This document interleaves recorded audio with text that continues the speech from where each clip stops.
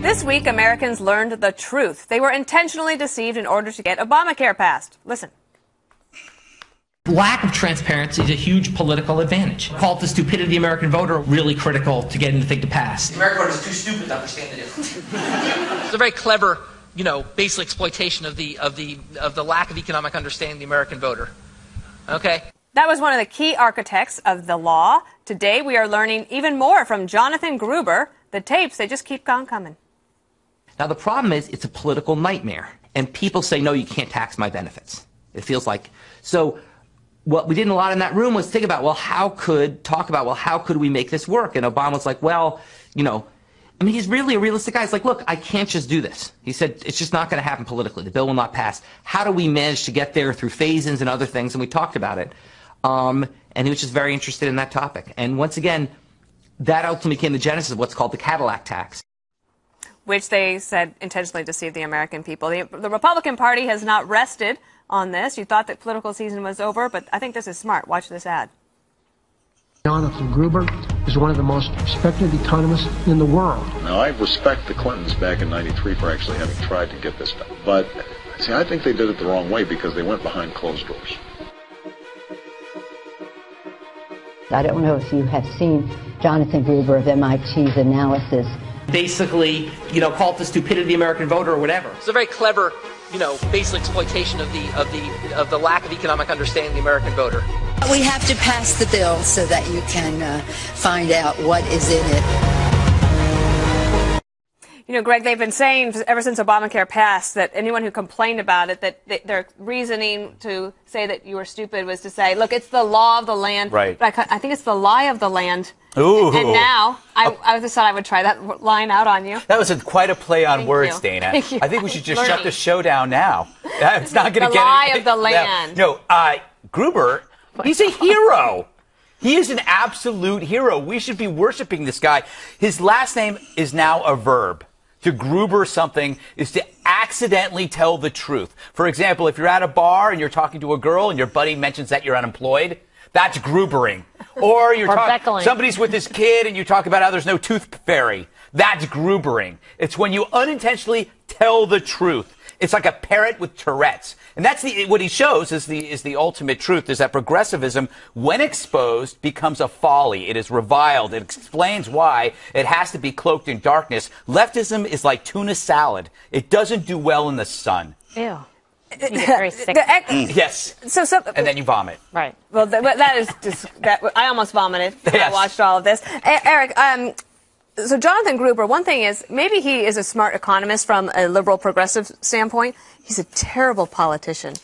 But he's been out there continuing to talk. Is he going to be persona non grata? Well, remember, this was a speaking tour that he's been doing for the better part of 4 years. I mean, so he was part of the development of Obamacare. He was paid $300,000 or $400,000. 400 grand. And then he went out on tour. And we talked about Jonathan Gruber for years. Years ago, we said, hey, this architect is out there saying it's not all it's cracked up to be. Now it's coming back to haunt them.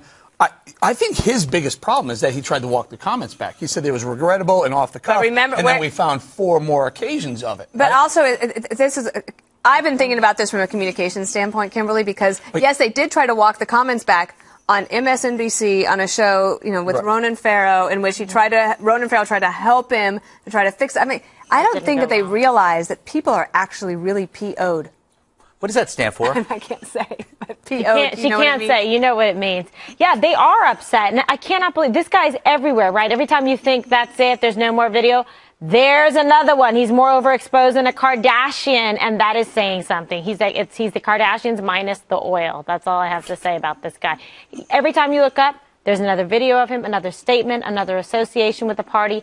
They cannot shake it, and it's going to be a problem. And I think it's got enough legs to it in distance that it's going to the taint is going to stay with them through 2016. Bob. Yeah, he's not very slick, is he, Bob? You're slicker. Let me ask you something. President Bush, in one of the conversations early on with President Obama before he took office, is that he recommended, if President Obama said he had a couple of goals, the president said, if you want to get those things done, try to do immigration first. President Obama decided not to do that, and he pushed through on a partisan basis Obamacare. Do you think that was a mistake, looking back? Well, right now I need Obamacare because I have a ripped gluten muscle I do, man. It hurts. It really hurts. And listen, I think if in retrospect, I think, yeah, immigration would have been easier to get.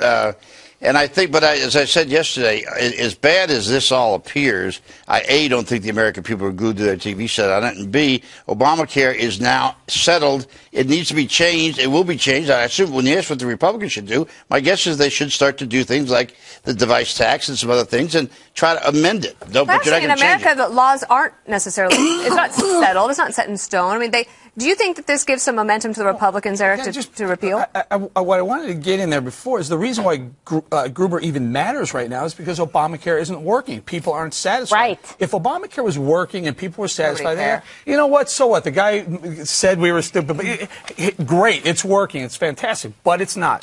Costs are going up.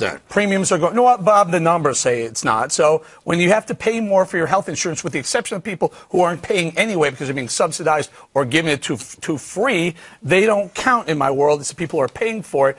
Prices are going up, so people are mad. So that's why when Gruber says people are stupid, Americans are stupid, they voted for it even though we knew it wasn't what it was cracked up to be. That's why he matters. If it was working, no, he would not. You just pulled a Mitt Romney on that when you said you didn't care about people who can't afford to pay for it. The point is not whether there's honestly, more coverage I care about or people less. who pay. But that's not the point, whether there's more coverage or less.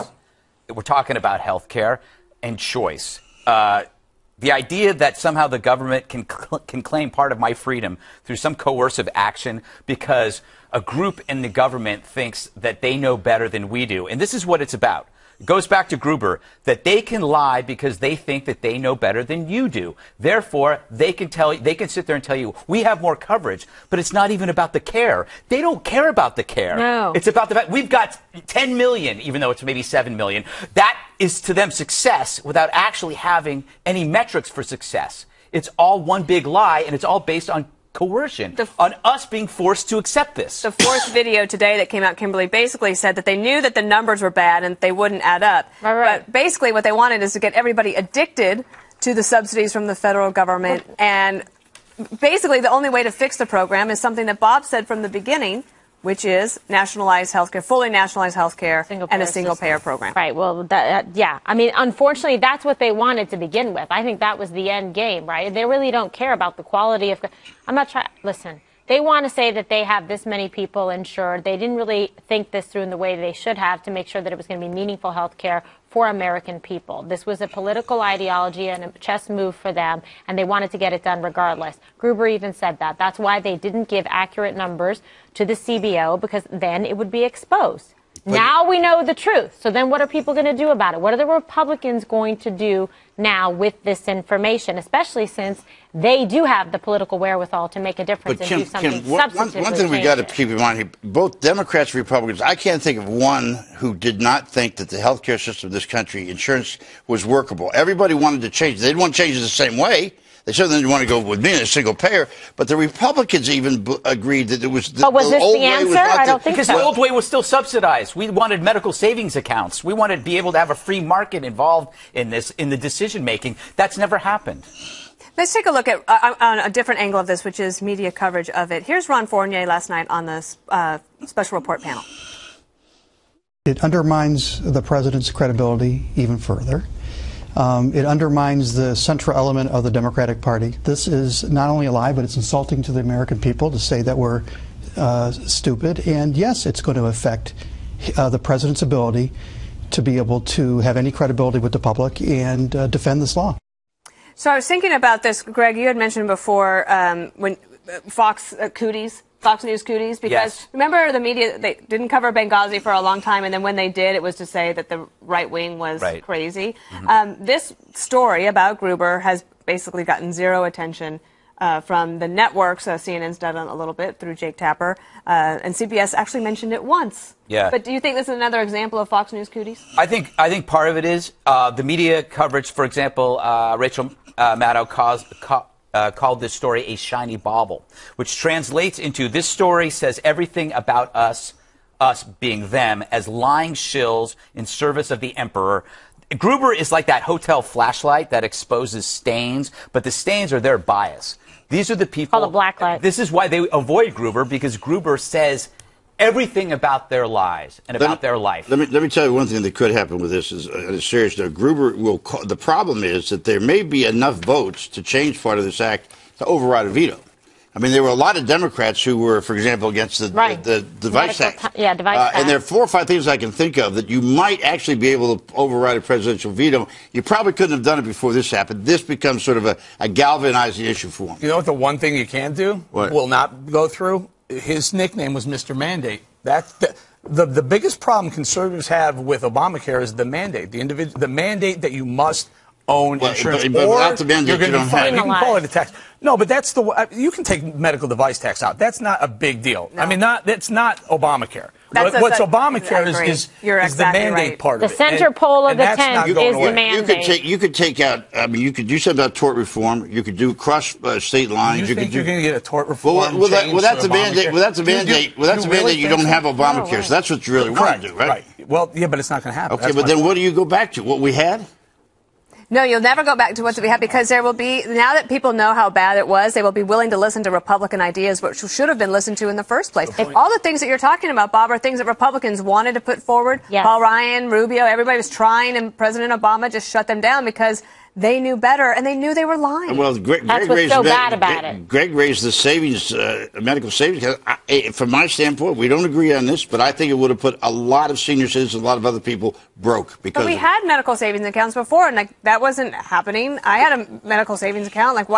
Why take that away from people? What percentage did? I don't know how my percentage did, but I know that I liked mine, and enough people did that they were able to say, okay, here's my out-of-pocket expenses. If I need to buy some cold medicine, or if you have pneumonia and you need cough medicine. Think about all that money, not just with medical savings accounts, but think about all that money that went into Social Security that could have been in the stock market now. The stock market under President Obama has exploded. Think about all those people and all that money wasted in Social Security that could have gone there. And also it gives people freedom to be able to try things like that LipiFlow thing for my eyes, but it's not prescribed. It's not like an insurance thing. You actually have to pay out of pocket, and it's quite expensive. So you can use that in flexible. There's so many restrictions on medical savings flexible spending accounts. Can we make one more point? A lot of those town halls were attended by Tea Party, and the Tea Party really flourished during that time, the debate over Obamacare, and you guys, in your side, called them crazy. Guess what, Bob? They were all right. Okay, well, let me ask you this. Where have they been the last 3 years? Yes. Hey, where have they been the last 3 years? Why don't they continue to protest it? No,